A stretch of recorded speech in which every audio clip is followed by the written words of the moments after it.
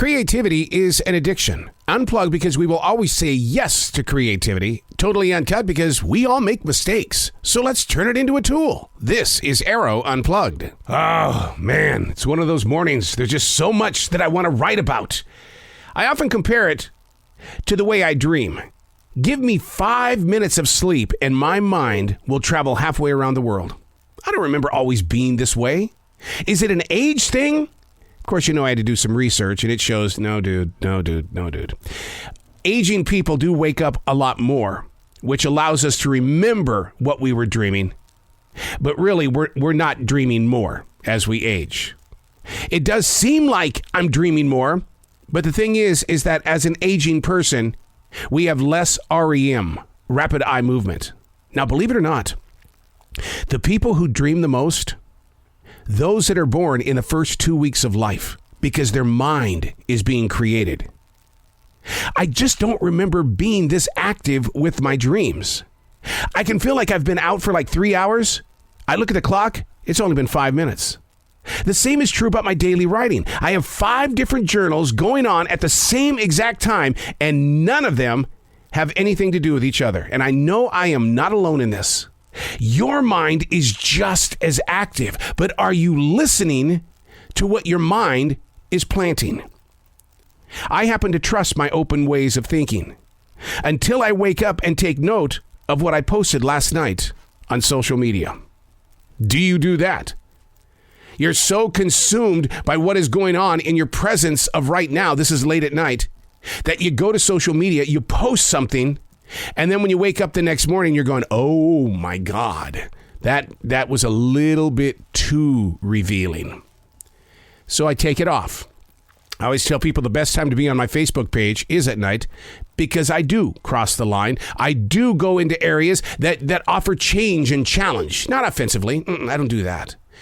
It's just I have an open thought that I like to share, and then people react to it. Hey, it's Arroe. This is The Daily Mess, a chronological walk through an everyday world. I am a daily writer. I like planting thoughts because the reactions that I get from you are that of, oh my God, I never even thought about that. Or, hey, I was just thinking about that the other day.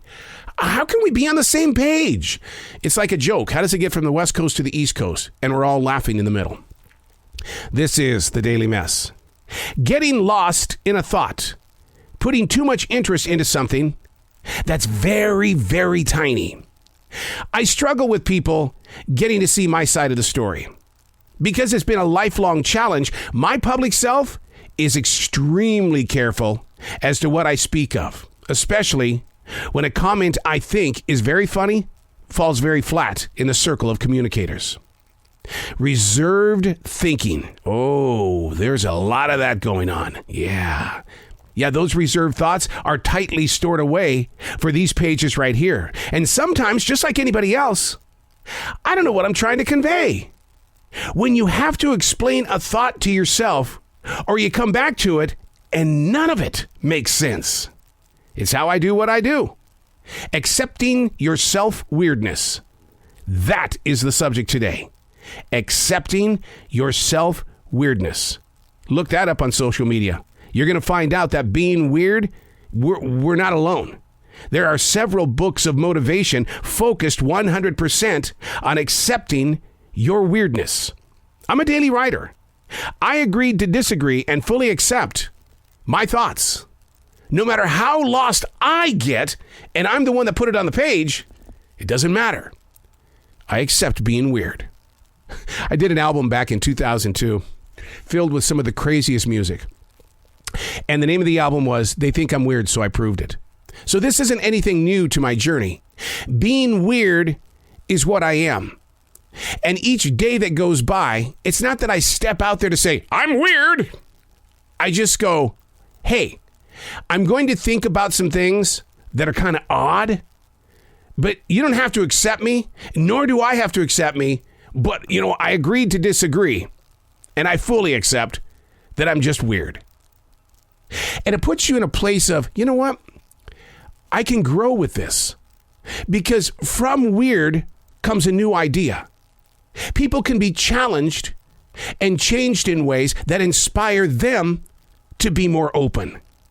See, inside my mind, every time that I come into the studio, I'm here because I was that kid who was in his bedroom as a child that wouldn't come out to share his ideas because I knew it was safe.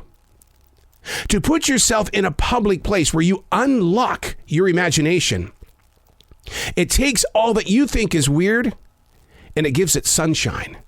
Fruit is then grown to which you can share. And although that fruit may look weird and taste weird, you're probably still going to find it at a grocery store. Because I don't know if you've been to an international store before, but my God, I have the greatest time looking at the craziest, most oddball fruit on the planet. And every piece of fruit that I pick up, I go, this is my weird. I'm Arroe, and that's the Daily Mess.